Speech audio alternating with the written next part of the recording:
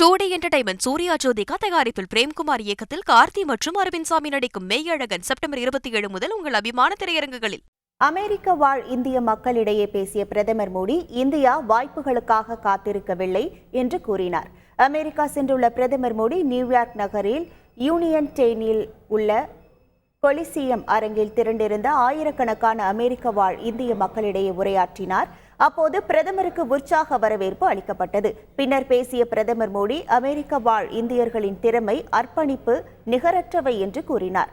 உலகிற்கு ஏஐ என்றால் செயற்கை நுண்ணறிவு என்று பொருள் என்றும், ஆனால் தாம் ஏஐ என்றால் அமெரிக்க இந்தியன் என்றும் நம்புவதாகவும் பிரதமர் மோடி தெரிவித்தார். இந்த ஆண்டு உலகம் முழுவதற்கும் முக்கியமானது என்றும், சில நாடுகளுக்கு இடையே மோதல் மற்றும் பதற்றம் உள்ளதாகவும் பிரதமர் கூறினார்.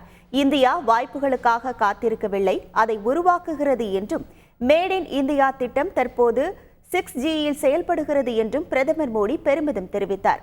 அமெரிக்க அதிபர் ஜோ பைடன் வீட்டிற்கு அழைத்து சென்று அன்பு காட்டியது தமது இதயத்தை தொட்டுவிட்டதாகவும் பிரதமர் மோடி தெரிவித்தார்.